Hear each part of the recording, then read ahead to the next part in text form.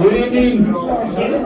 If you want to take your seats, please. And if I could have Bartley Ramsay, Patsy McGowan and Jim Sheridan up here at the table, please. Organised and run by the Letterkenny Community Heritage Group, but driven and delivered by Johnny Joe McCullough. It's great to see so many people here. I know we are competing this evening with the tougher side of the draw in the European Championships, and I know this is a football crowd, so we've done well to get this many people here on a night of two significant matches. But I'm not surprised, because tonight we're here to celebrate and honour a man who was an outstanding centre-half, a commanding captain, a distinguished member of An Garda Síochána, and also a genuine gentleman. Ladies and gentlemen,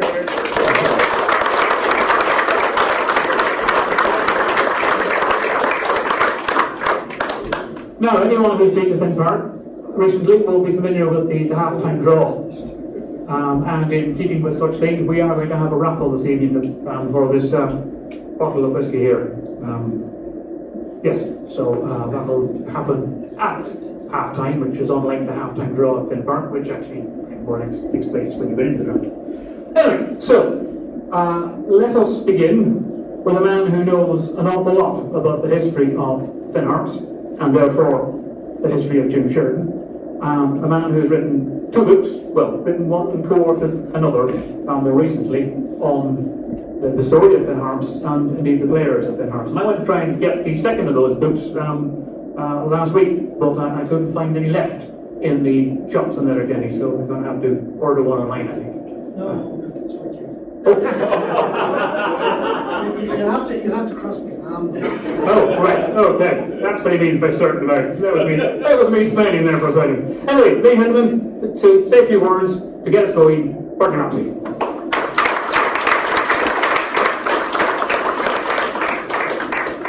Thanks very much, Brian.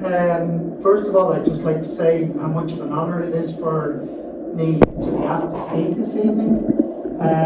Over the last, I suppose, 15, 20 years, I've got to know Jim quite well. He always has time for Finn Harps, and the mad phone calls that I give him. Jim, do you remember this game? Who was this fella? Do you remember his first name? How would I get in touch with him? And he always has an awful lot of time for Finn Harps, and any time I've asked him to do something on behalf of Finn Harps, it's always a case of, that's no problem. What time do you want me there? What do I have to do? And to be able to speak now about his career is a huge privilege for me. It's probably very fitting. Sorry, I have to take my glasses off to read my notes. I'm getting older and I can't read with the glasses on. It's probably very fitting, you know, to have this tribute to Jim, considering 50 years ago he became, you know, the Finn Harps Cup winning captain, and it was very fitting that, you know, although there was a big Derry contingent in that side, there was actually a Donegal man, the captain of the side, and it's wonderful to see Gerry Murray here as well. Gerry, of course, would have been the Balbuffet man, or representative on that side as well. Jim would, I'm sure, and I know from talking to him during the week, would insist that it's a team game. And the fact that so many of his former teammates have taken time to come from Derry and other places to this event is a wonderful testimony to him. It's interesting to note with that FAI Cup final, Jim nearly actually missed the final. I don't know if many people are aware of this, because his day job nearly got in the way. On the Friday before the FAI Cup final, there was a post office robbery a couple of miles from Dramont, where he was stationed at the time. And of course, when the telephone rang to inform the Gardaí that the post office had been robbed, there was only one person on in Dramont at that time. You guessed. It was Jim Sheridan. You weren't a sergeant at that stage, you were still just an ordinary guard at that stage. So anyway, the boys got away that had done the robbery, and the investigation began. And of course, poor Jim was starting to wonder would he get away at all, but he did make it to Dublin. He did travel separately from the team. He travelled with his wife Patricia and his father-in-law to the game. And, well, we all know the rest of the story. He lifted the cup. And it's that simple, isn't it, Jim?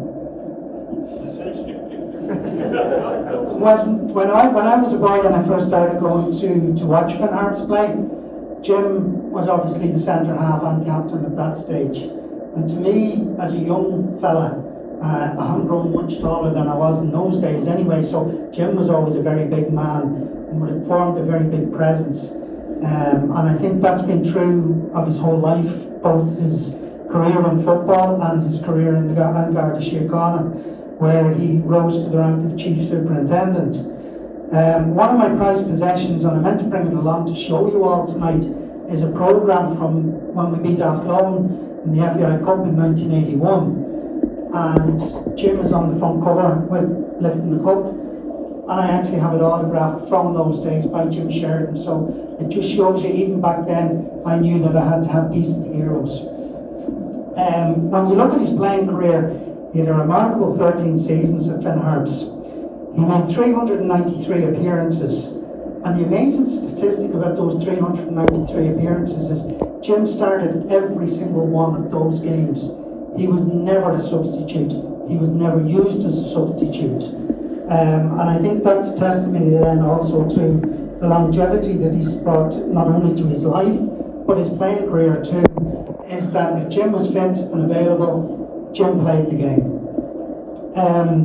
He will tell you though, his job was to stop goals and not to score them. And at times that proved difficult when his fellow defenders were on the charge, particularly the two attacking fullbacks. And I know Peter Hutton's in the room tonight, and Gerry Murray is also there. And both of those guys would have been fairly pacey fullbacks and would have gone on the attack. And Jim has often likened it to what happened was if Harps didn't score and they lost the ball, it was like the charge at the Alamo, because the other team would be coming charging down, seeing maybe only himself and the late Declan McDowell at the back. And they'd be kind of going, oh, how are we going to stop this? But most of the time they did, and it made Harps one of the best teams in Ireland. He played in Europe on 4 occasions with Finn Harps. It's amazing to think now that in the first 10 years of Harps history, they played in Europe 4 times, and they've never played in Europe since. And we've done, what, about 55 years now in the League of Ireland? But those first 10 years where Jim was captain and involved with Finn Harps, they were the biggest years in Finn Harps history. Yes, we've managed to survive. Yes, we've managed to keep going. We've had odd periods of success. But those 10 years are the best ones in Harps history. Jim got 14 amateur caps for Ireland. He played in such diverse places as Rijeka, which is now in Croatia, but formerly was in the Yugoslavia. He played in Ostrava in Czech Republic. He played in Amsterdam.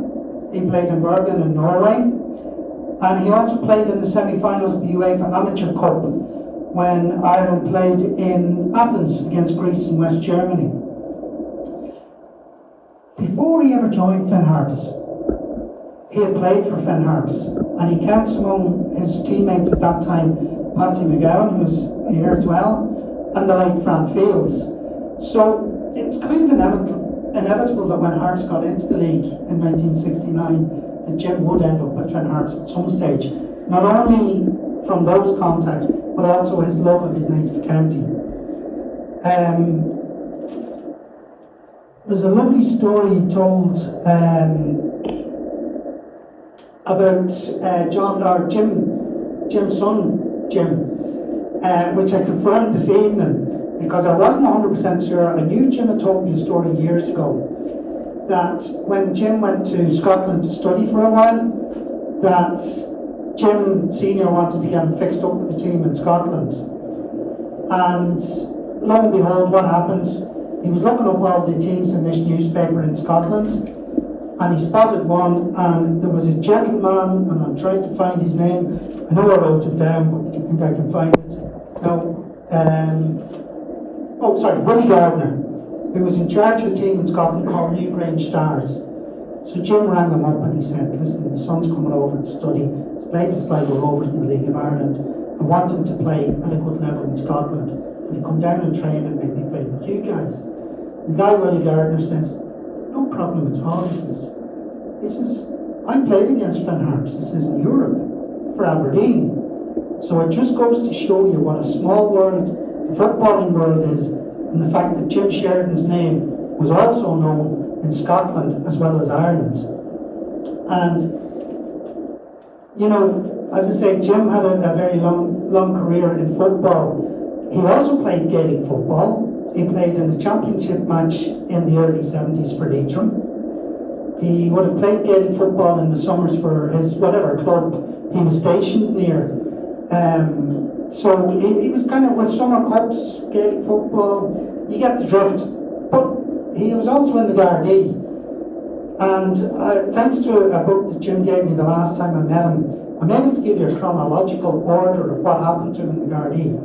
He started in 1964. He then met his wife Patricia in 1968. She was from Kiltimagh in County Mayo. Then they had a son, John, who is with us tonight, in 1973. And Jim Jr. came along in 1975. Now that must have spurred Jim on a little bit to think, I've got to get my career going here. Because he suddenly qualified as a Garda Sergeant in 1975. 8 years later, in 1983, he's an inspector in the Gardaí. 1990, superintendent in the Gardaí. And then he rose to the rank of chief superintendent in 1999. And I am privileged to have seen a copy of his discharge certificate from the Gardaí, and I can tell you that it was exemplary. And we would expect nothing less from Jim Sheridan.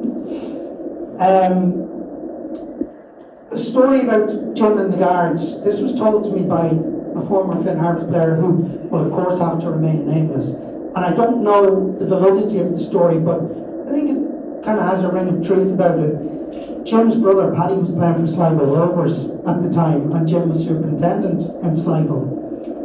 And one Sunday, Paddy got a parking ticket. He must have been running late to get to the showgrounds, and parked his car where he shouldn't have parked it. And he was given a parking ticket. So whenever the ticket arrived anyway, the legend is that he handed the ticket to Jim and says, Jim, will you sort out that ticket for me? Jim says, no problem, Paddy, I will put it in his inside pocket, and off he went. And 2 weeks later, the two boys met up again. And Jim took a receipt out of his pocket and handed it to Paddy, and he says, that's 20 quid you owe me for that parking fine.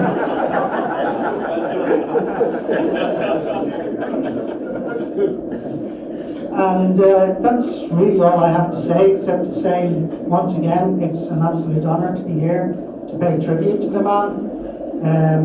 I've got to know him well over the last few years, and it's definitely been my pleasure as well as a privilege to know him.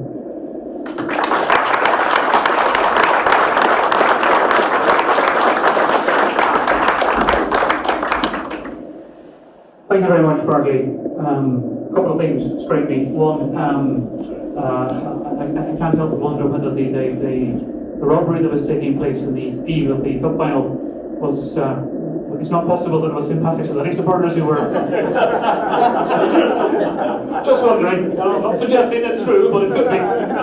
Anyway, on the basis that nobody on this side of the table leaves empty-handed, we're going to present Bartley with a copy of the Donegal Summer Cups book produced by the Letterkenny Community Heritage Group. So thank you very much, Bartley. That was our wonderful.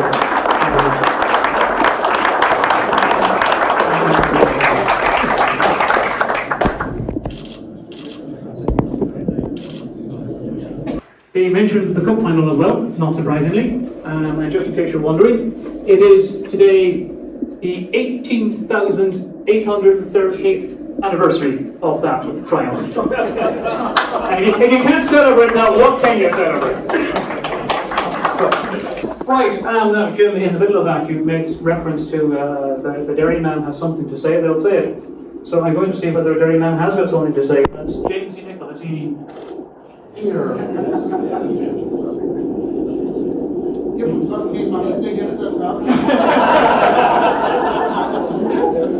And that's another Derry man. Jamsie, you want me to come down here with this? Imagine I'm saying that. Imagine. It's always not people. Give us Right, so, to say a few words about Jim Sheridan. Jamsie Nicholl.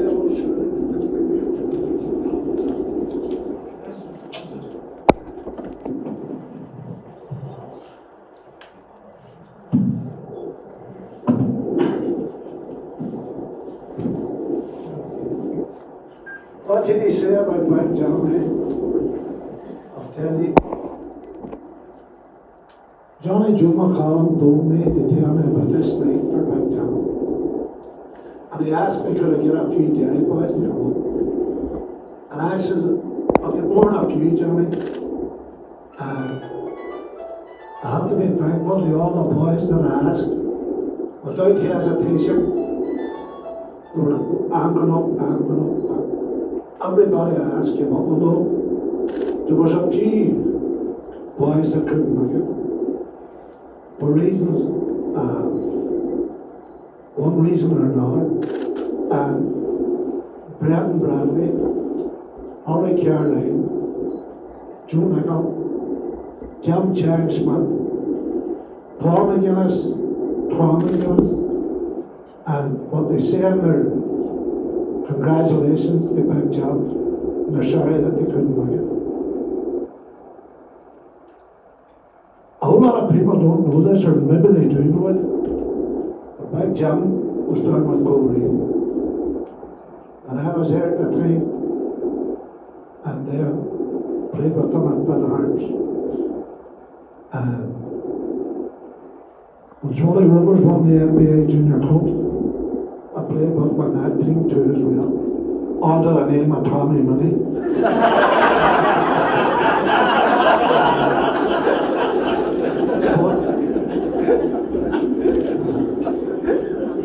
Well, Jim, what a fella. Felix said there on his wee club that he never heard anybody saying a bad word about him. Well, I can hear that. The only thing I regret is that I hadn't long enough to play along with him because I retired through injury. And I handed over the captain's armband to Big Jim. I couldn't have been a better man. And I thank everybody that came up here tonight to honour this big gentleman, the gentle giant. And I'll tell you, I played with him and I played against him, but it's not easy to know which I preferred. And well, it just shows you the esteem that Big Jim's held him. As I said, when I asked all these boys to come up, not one of them, they didn't even think about it. I'll be there. And as I said earlier, there was a few boys that couldn't make it. And all I'm left to say is I'll make it short and sweet. And it was a privilege and an honour not only to have played with him, but to have known him. And I'll finish up by saying thanks for the memories to him.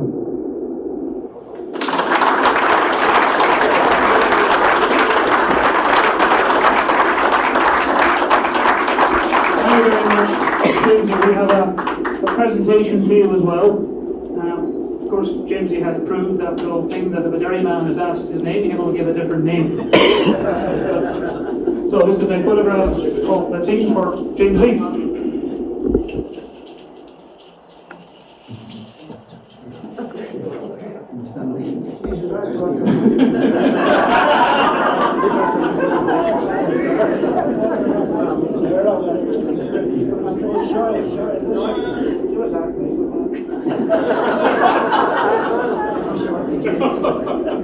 Listen, and I have to apologise to him. I left out what you would call the main man. The main man standing over here to be right, Patsy McGowan.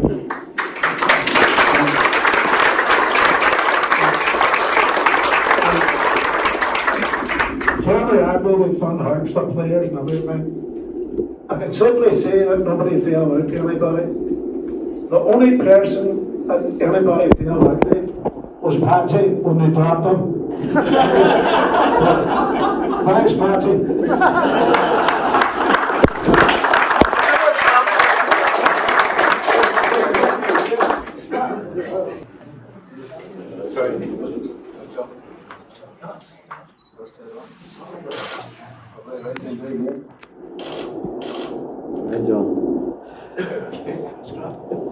Well, that didn't use up. Sunday work.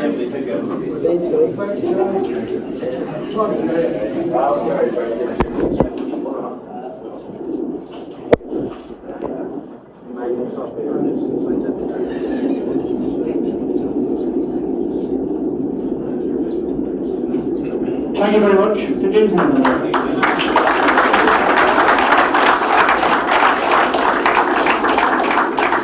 Now, football played at its best is often described as poetry in motion.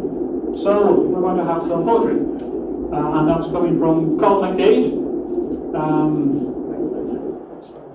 a man from the old town, whose dad, I believe, was on the Harps committee back in the day. Whenever the day was, I'm not sure. Right, Colm has written a poem, especially for this evening. Thank you. And anybody that knows Johnny Joe can leave things to the last minute. Call me up if you be hungry. No problem. No pressure. Watched this man play in any time, great player, great admiration for him. So a poem put together is called Big Jim. All young football players dream of playing in World Cups or on the big screen, but some are happy kicking football in Deeney's corner or over on the putting green. His first big game was Summer Cup semi-final when Father Mick he did replace. The young man was sent on as a sub, the football field to grace. A Junior Cup in '67 when the Swallow Rovers he did play. A highlight back then for Big Jim, but there will be more big days. From the shores of Lost Woolley to the banks of the River Flint. In the year of 1970, Patsy signed Big Jim. Every weekend, thousands over Navanny Street did come to watch the famous football team led by Rathmone's son. With the blue jersey on their backs and harp upon their chest, can you see it? The harp upon their chest, they came from all over Ireland, Van Harps for to test. Many big games were played on that hollow turf beside the River Flint. When a team ran up against the wall, we called him Big Jim.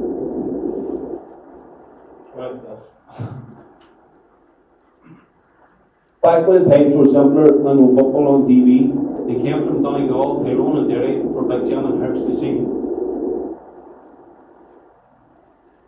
We have had many fine players down the years, we've seen them come and go. He stuck it out with his beloved Harps through each high and low. While loyalty was part of his character, and for most of his finest years, he battled and defended the honour of the Harps, giving blood, sweat and tears. He started with St. Patrick's Athletic, played for Korean and Sligo too, but is fondly remembered for the time he wore the blue. Now he also wore the Gerry uniform, and he served the country so well too. Chief Superintendent Jim Sheridan, and this poem I honour you. And his uniform has been put away. Jim served both law and soccer well. The life's fair game you did play. The cult hero and Fantar, where we watched you on the wall. Jim Sheridan, hero, thanks for the memories. Forever our blue wall.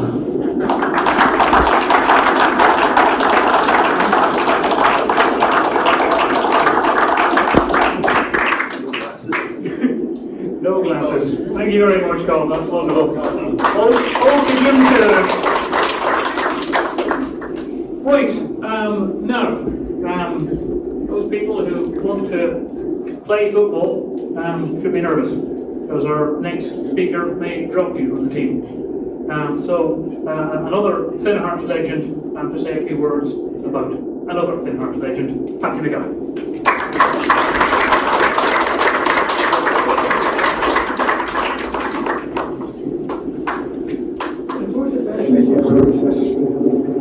Situation. everything consistent. See, as when I started, I grew up with football and other things, competing with Derry football. It was never a competition because they didn't exist. That's acceptable.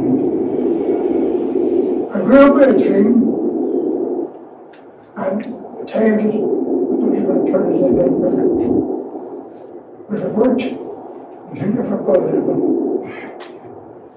What did you pick up? And it's changed so away. Few young players, and as was the usual at the time, Derry players. And there's no good players in Derry. And Derry were making over, Derry City themselves were bringing over players, making them stronger.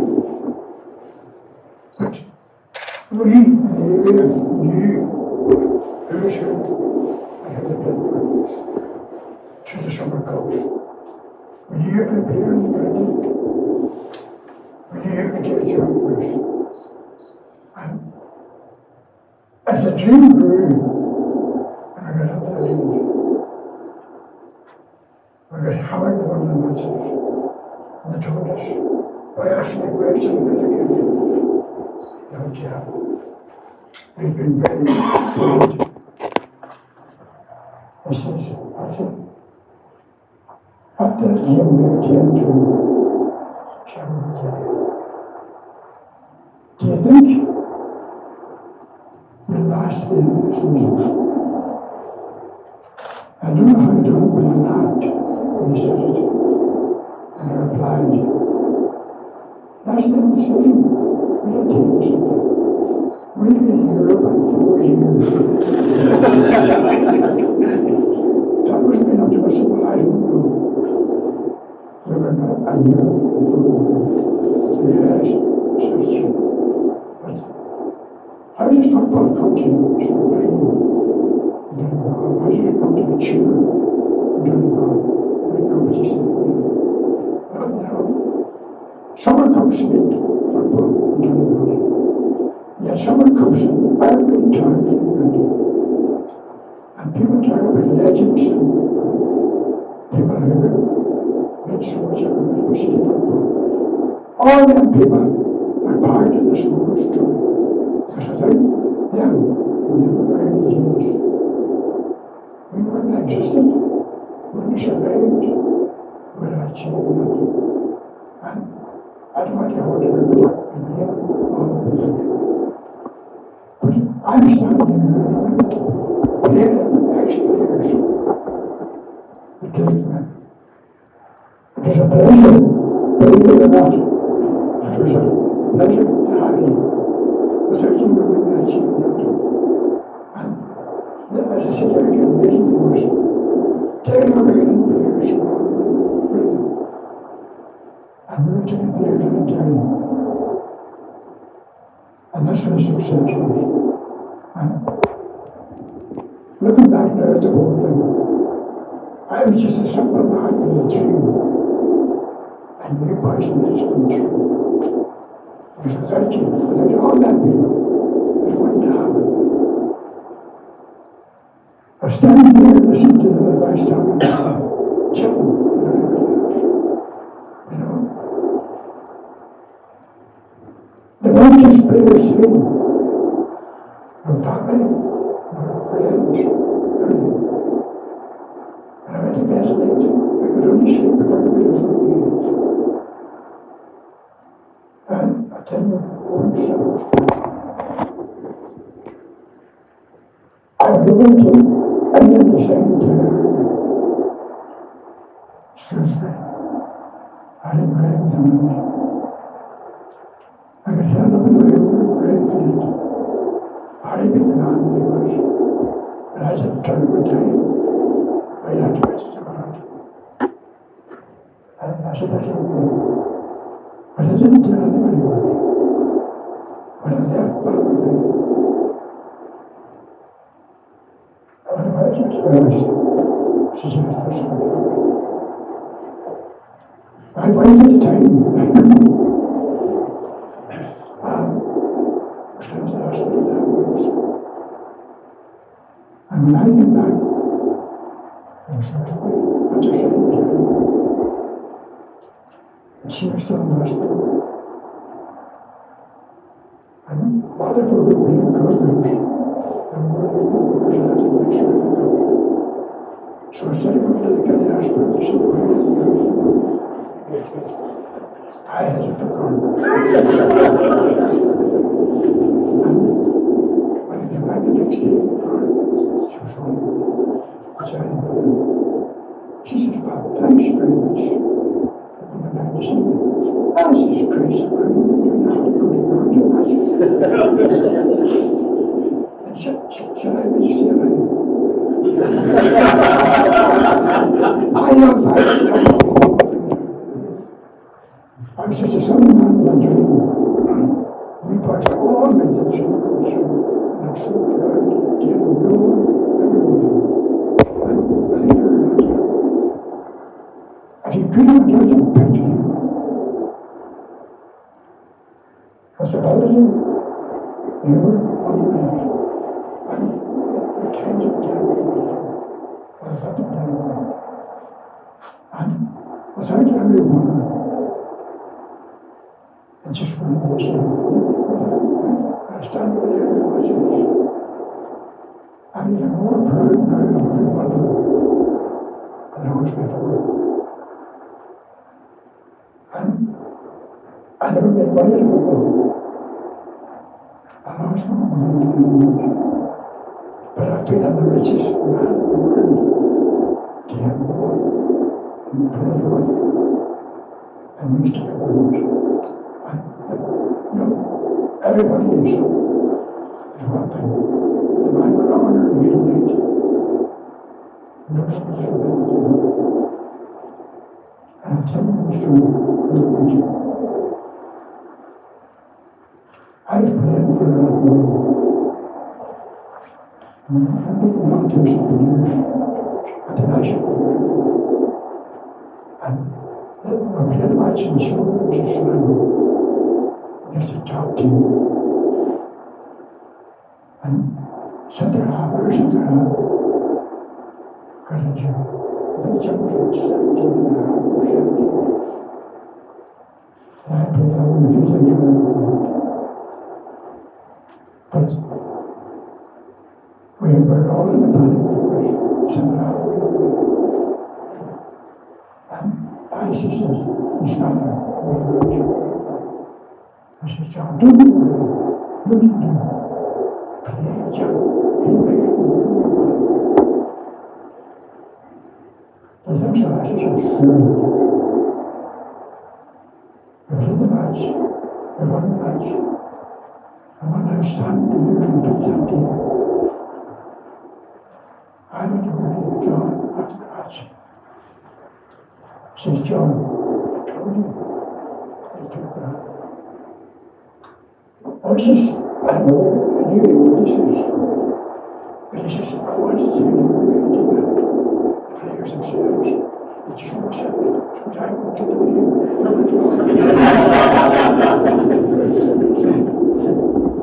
Anyway, football isn't all about stars, it's about character. And I praised. I made some nerves.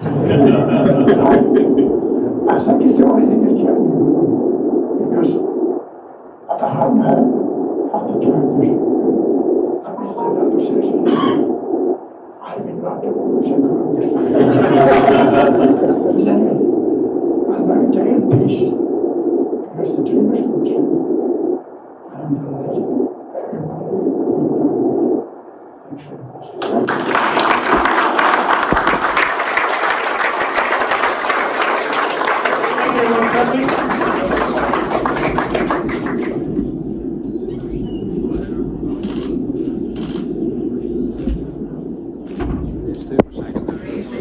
That's all right, John.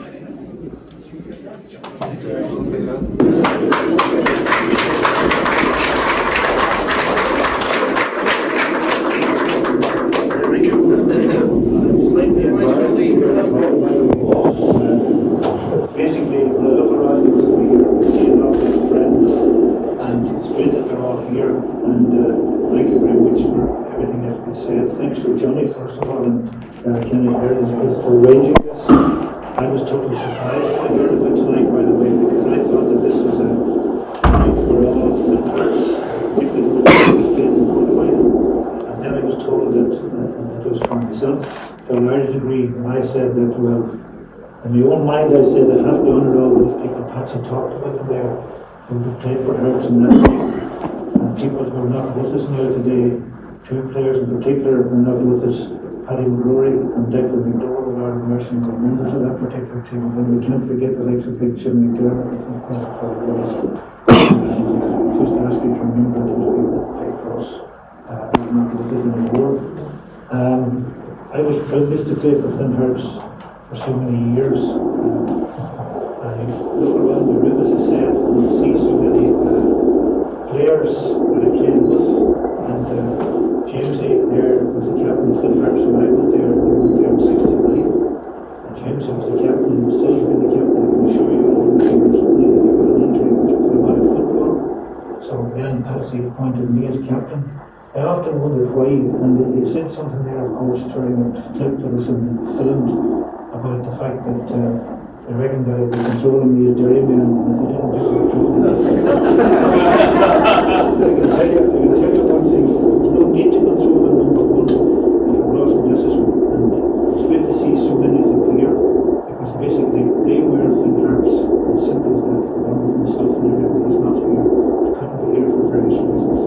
We were a great, tightly knit little team. We played together for a lot of years, and I can't remember ever having a falling out with any of those players. And that's saying something, because when you're in a team game, at times, let's say, things will go right and things only a bit pear-shaped.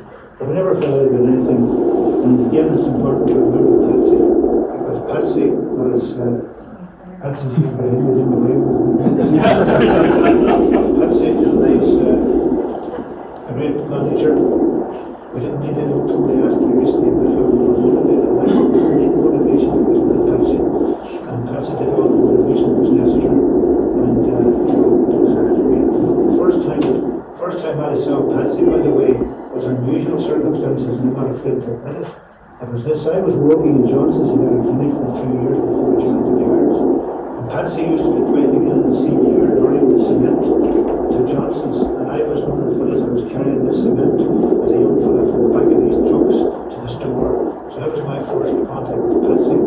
Then Patsy, of course, was a great goalkeeper, and he was a member of the Rathmore Celtic team, was my father was the manager, so he came quite close then. I'll tell you one of the story now, I don't think anybody here knows this story about Patsy myself. We're playing in the Super Cup in Cookstown, which is where Patsy was there, and for Rathmore Celtic. And in the day, my father being the manager and being the astute individual he was, he'd always bring us into places like Cookstown or Omaha, or travelling far away for a meal. And Patsy and myself were at the table, and we were sitting down having a meal. And really, it was the ultimate meal of the day. Of course, it was a big fry and chips and whatnot, so we were all happy and we were hungry at the time. So Patsy and myself were off down the meal table, and some one of the two of us, and I won't accept the deal with you, said we could take another one from the table, plates onto the table. So that was grand, no problem, and the meals were served, and we had two more. That was okay until the bill came up. There was 18 people in the party, and the lady said quite correctly, she said, I think we could have fed 20. And you know, basically that was it, and he just looked at me and Patsy, and all he said, he never said a word, he just shook his head and he said, I don't know. But anyway, as I say, Patsy myself for a very long time, I have to be personal friends all those years, and I'm delighted about that. Now to talk about the Derry men, I'm looking at a man here in front of me who didn't make the cup final, but he was injured last Terry Hurton, and he would have been a shoe-in if he was fit, but he wasn't. And I look at John Duffy here beside him, and looking at Roper. No, that's wrong. The word is Eddie McGowan, yeah. And there was one man there sitting beside him. And then I look further down, and I see about more Derry men, and more part of the parcel of Colm Morris is down there. I can't see them all here, Charlie Ferry. If I look at the team. I know that Gerry McGowan was right back, he's here. Peter Hutton was left back, he's here.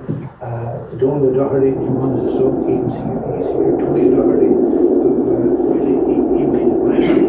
But I used to say that I made his back as well, and that was a good. So then I look a bit further, I think of a big Brendan Camp, Paul McDaid living down in Galway. Terry was in the panel and he was injured and couldn't partake in that match. And then we had Jim Smith and Charlie Ferry. I think about most of them. I might have missed one or two, but if I do, I'm sorry about that. Whenever we're going to lose that cup final, I feel very confident we're going to win it. It's true that there was a bit of a rock and drum for a while. I didn't want to whether to make it or not. But I was very confident I would, and it is true that the black mark of the cup final was that we never did get the robbers. So it was a pleasure to be there for all those years. And I suppose I left Finn Harps simply because I got a back injury.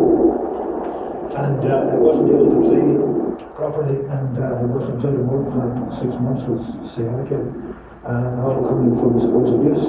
But having said that, Patsy did ask me to go back again after I recovered a bit anyway, and I said, Patsy, I won't, because I said, you have two good centre halves there now, my own Ron, Paddy and John, like me, and John, like me. And I said, I have had my day, and I think I will leave it at that, so we never cease being friends. But it's great to see so many people here, and again, I'm coming back to Gerry because, you know, we ran up against you everywhere. Summer Cups, you name it, we were up against you. We were up against you, Summer Cups all over the county and all the rest of it. And, you know, we had healthy rivalries, we would call it. And there were no prisoners taken on those football pitches in the day, I can assure you. But people would say that I was a bit dirty playing football. But I don't think it was too bad. Jimmy McGee, I always say, call it right. Jimmy McGee said, Jim Sheridan played it hard, they played it fair. I'd like to remember that because we played it hard, they played it fair. I didn't play it hard, I have to say that. But if you ask me now to remember any matches in particular, I remember the cup final well, all right, because that was one you have to remember. I was looking at the clip player, and every time I watch that clip or look at it, I get a bit upset because why do I get upset? I get upset because we give away a goal after 13 minutes and no defender would be proud of, I can assure you. And I was the defender there, one of them. And that ball sailed over, and I wasn't marking anybody, but it sailed over my head back again across the road. And that was a poor goal to give away. And that haunts me to this day. And I never get the opportunity to rectify it because I won't be on the football field again. But we won very, very well. We landed on the field with Charlie Ferry. And of course, Charlie Ferry has to be remembered as well because Charlie Ferry scored in every match in that cup.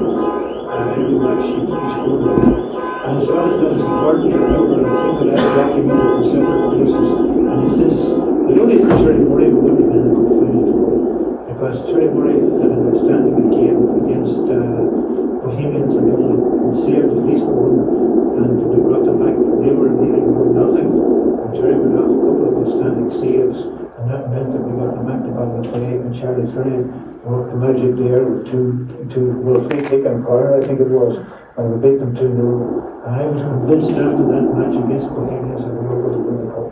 Because nothing was going to beat us and we didn't lose that match. And St. Pat's didn't beat us and we never were going to beat us either. I hope you all noted now this young fellow running up the right wing and crossing Paul for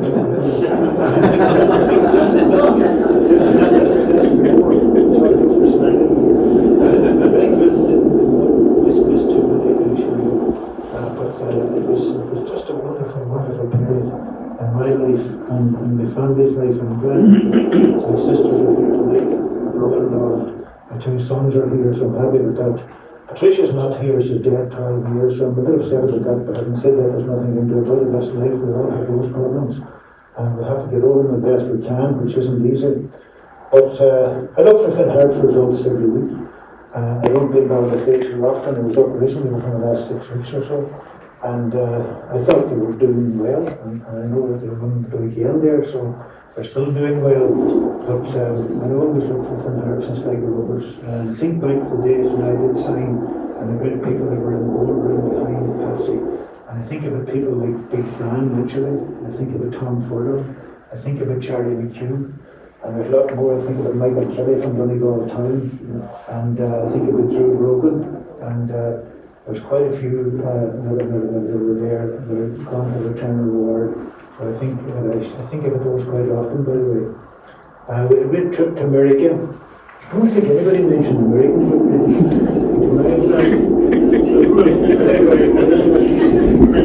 Very few, 1972. Sorry, 73, because the year before we won the cup, and Finn Harps were on tour in America. We were our club from Ireland were on tour in America. We played against the top teams in the American as it was at the time, and we played in Philadelphia, we played in Rochester, we played in Kentucky, and what part of it we took it. We played in Canada, we played against Toronto, we played against Montreal. So we had a wonderful time out there. And just one thing that I remember about it is that shortly before we left for home, we got an invitation by Irish immigrants to play them in a match. And the first thing was done. We were taken as to who would we stay and play the match, or we would go home, which would be the next day or two. And we had a vote taken, and as I said, most people decided to go home or to stay for the match. We all decided, so the majority ruled and we stayed. Well, I was apprehensive enough about it because Patricia was expecting Sean, who's here tonight. At the time, I thought to myself, well, I'm wrong enough away from Dillons as it was in those days. In event, two things happened. Number one, Gaelic Park, New York was an attraction. I wanted to play soccer in Gaelic Park, New York, and that's my vote was cast away. So we went to Gaelic Park in New York, and the worst picture was on the life. I thought this would be something like postpartum. It's going to be brilliant and all, and it wasn't. It was hard to play, and we were still lightning in the middle of the match. We had to try it all. So we picked the list, ran it all, on the way back to Ireland. There was a bomb scare in the plane, and that didn't help things either. I'll tell you a story about it because we all left. 50 of us were aboard a big jet, and probably could take 250 heading back for Ireland, and we had 3 seats between every row we could fall asleep. So they were all sleeping, and the next thing I could feel the plane tipping. Genuinely could feel it tipping. I said, "Yes, what's going on here?" You could see the moon was above you, the sea was below you, a beautiful night, and everything was beautiful. And the next thing the captain came on and he said, well, what he said was very simple. He said, we have to turn the plane. He says, on our way back again, he says, to Newfoundland, to Gander Airport, because we've got a mechanical problem. And the issue about it was I couldn't understand how this plane had a mechanical problem. It was flying so well. There was no noises, there was no rattles. Anyway, Johnny, it was a bad place to rattle up there. But in any event, as we got closer to Gander, we were probably flying for an hour and a half. The plane was moving very fast. He said, we're within short distance of Gander Airport. He said, I'm telling you now, I wouldn't want to tell you earlier on because you might panic. He said, we got a call at our New York office. He said, it was a bomb on flight to say 672. I do forget, I'm not that good, but he said that 672. So he said, we're 672. So he said, there's supposed to be a bomb in this plane. So the minute this plane lands, get out the chutes. Get to the airport. Out range. So the plane landed great. But the one thing I remember, and he's not here tonight, but he was very, very good man in Finn Harps' team in the days too, was Joe Nick and Jamsie Nicholl. I was standing on the bus holding on for real life, and I was tearing along to the terminal building in Gander Airport, and Joe was in front of me, and in front of Joe was 2 or 3 nuns. And Joe said, I can see her again saying it. Joe said, do you fly often, sister? And she said, no, she says, I do fly quite often. And Joe said, well, that must be very sore nerves.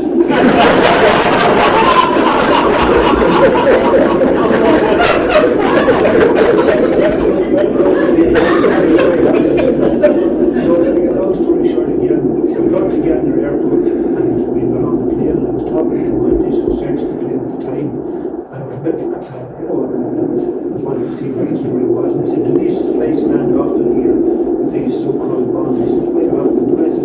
And I said, I'm not particularly happy getting off the plane again because you can miss it. And any of us can miss them if you open the plane. But anyway, I said, well, I said, what about a spare plane? They said, it take 4 hours to get it from New York. So that was the end of that story. So bear in mind that basically, I said, I walked away from Gander Airport. I said, I'll never see this place again. And I looked at it. And 20 years later, I saw Gander Airport. And a very, very strange thing happened was,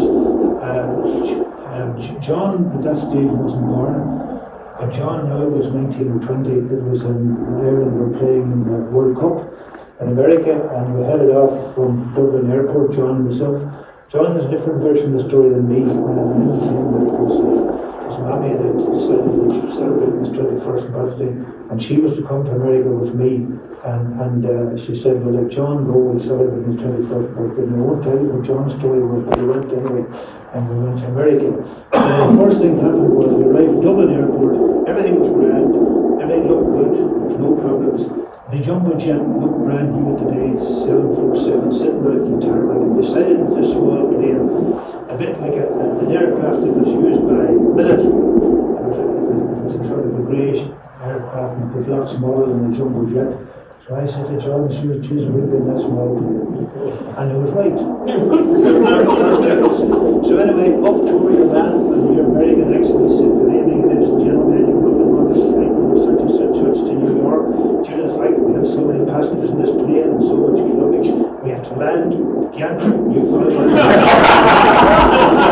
To refuel.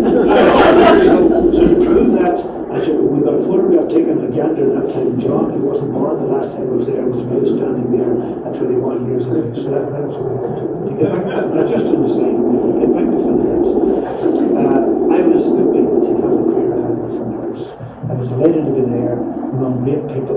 And those people that I haven't mentioned that are here, forgive me, because I'm not just as young as I was now. And the man says the memory isn't great, but not too bad.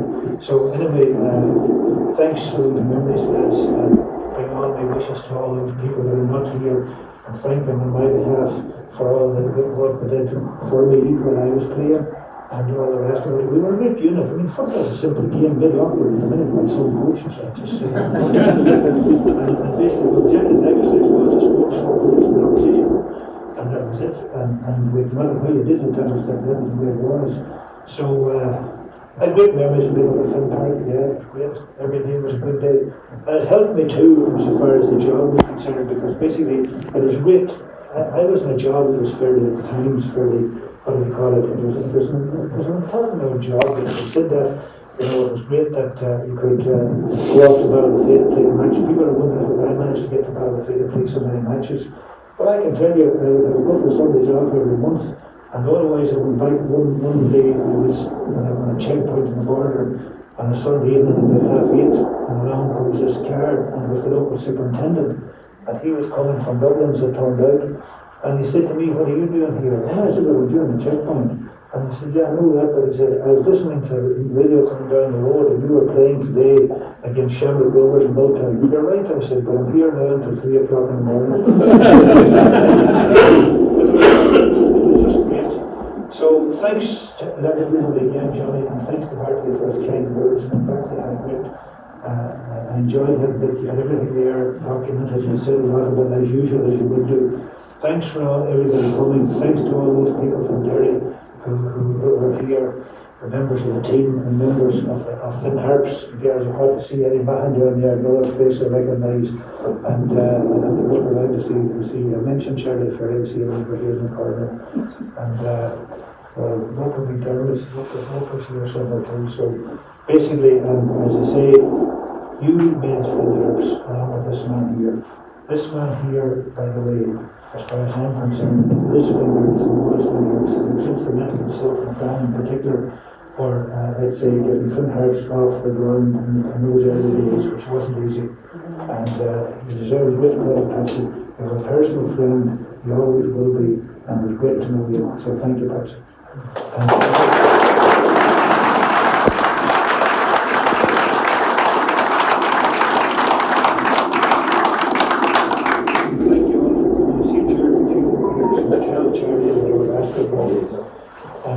And it's a pleasure being here, so we'll leave it at that. As a man Brian says that it's not fixed, it's not broken, don't fix it, so we're doing all right. So thanks again for coming. Appreciate what happened. Appreciate the fact that I have been the centre of attraction here tonight, but I didn't feel that way because I'm surrounded with friends. And basically all those people, and particularly those people that I played with during my time at Park, you are the people that we brought from the Harps to where they are today. And basically, I was part of it for 80 years.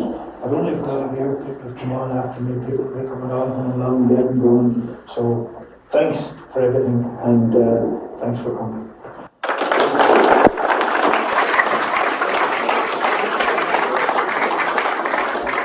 Thank you, Jim Sheridan.